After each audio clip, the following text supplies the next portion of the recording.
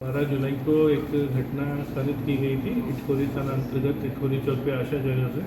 वहाँ पे जो स्वर्ण व्यवसायी थे उनका जो डिग्गी में से बतलाया गया कि 60 लाख की ज्वेलरी डिग्गी तोड़ के लेकर एक आपराधिक गैंग लेकर भाग गए थे अपराधी। उसी में इस कांड के उद्भेदन के लिए एक SIT का गठन किया गया था।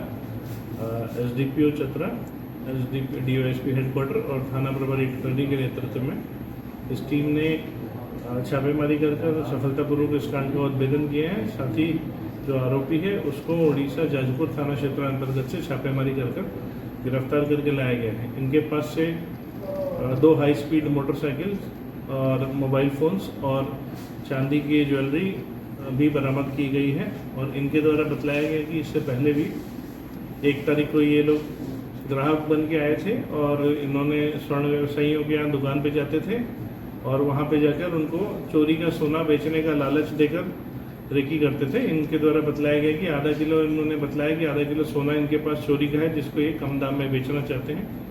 इसी बात का झांसा देकर ये सभी दुकानों में घूमते थे और मौका मिलने पर उनकी दिनचर्या का पता करते थे और साथ ही वो पैसे जब भी वो अपना कब आभूषण लेके और पैसा बैंक में जमा करके निकलने जाते हैं उसकी ये लोग रेकी करने वाला गैंग था। और इनके पार्टनर जो होते थे जब इनकी रेकी कंप्लीट हो जाती थी तो डिग्गी तोड़कर उसमें से पैसा निकाल लेते थे। इसमें जो अपराधकर्मी है उस मुख्य अपराधकर्मी जिसका नाम है दीपक प्रधान, पिता स्वर्गीय तपन प्रधान, इसको ग्राम दशमनिया, थाना जखापुर, जिला जाजपुर, राज्य उड़ीसा से गिरफ्तार किया गया है। इसकी निशानदेही पर आकाश प्रधान, पिता पुरुषोत्तम प्रधान जो भी दशमनिया का ही रहने वाला है, जो साथ में शामिल था इसमें रेकी में और ये घटना कारित करने में, उसके यहाँ भी छापेमारी करके चांदी बरामद की गई है और ज्वेलरी बरामद की गई है और साथ ही हाई स्पीड मोटरसाइकिल भी बरामद की गई है। आपराधिक इतिहास इसमें इनका आपराधिक इतिहास पुराना रहा है। लूट और डकैती के केसेस उड़ीसा के बड़े होना थाना, जाजपुर थाना और पुरीघाट थाना में दीपक प्रधान के ऊपर कांड दर्ज है। इसके द्वारा स्वीकारोक्ति में ये भी बताया गया कि इनका कैडर में इनको मंथली पे रखा जाता था। इसको 1 लाख रुपया प्रति माह मिलता था जो कि आकाश प्रधान देता था और छोटे रेकी करने वाले साथियों को 50,000 रुपया और 25,000 रुपये के प्रति माह पे रखा जाता था। और पूरे गांव में काफ़ी युवा इस काम में शामिल रहते थे।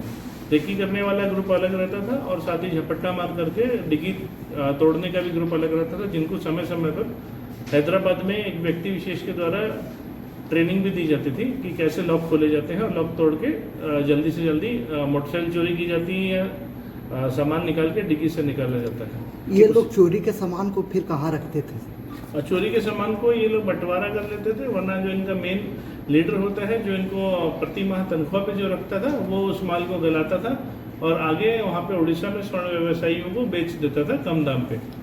ये कितना का आभूषण होगा सर? इस बारे में अभी हम लोग पूछताछ कर रहे हैं कि जो इनके अपराध स्वीकारोक्ति में जो बातें सामने आई हैं और जो दुकानदार से भी हम लोग बातें कर रहे हैं उसमें जो भिन्नता प्रकट हो रही है उसके लिए जो इसका मेन लीडर है आकाश प्रधान, उसकी गिरफ्तारी के लिए भी हम लोग लगातार छापेमारी कर रहे हैं। आने वाले समय में एक्चुअल अमाउंट और एक्चुअल जो क्वांटिटी है और जो भी ज्वेलरी की उस संबंध में भी चीज़ें हम लोग अनुसंधान के क्रम में क्लियर कर। अनुमानित कितना का हो सकता है सर? अभी इसके द्वारा तो बतलाया जा रहा है कि उतना अमाउंट का ज्वेलरी नहीं था, फिर भी अभी इसमें और छापेमारी चल रही है। साथ ही इसके द्वारा जो जोरी और पत्थलगड्ढा थाना क्षेत्र में भी जो डिग्गी तोड़ने का और वो बैंक से पैसा निकालने का जो अपराध गरित हुआ उस संबंध में भी बहुत ही महत्वपूर्ण सुराग इसने दिए हैं और वो बतलाया गया कि वो भी इसके कनेक्शन वाले गैंग का ही सदस्य थे। वो भी उस संबंध में भी इससे और पूछताछ की जा रही है और उस कांड का भी उद्भेदन जल्दी होने की संभावना।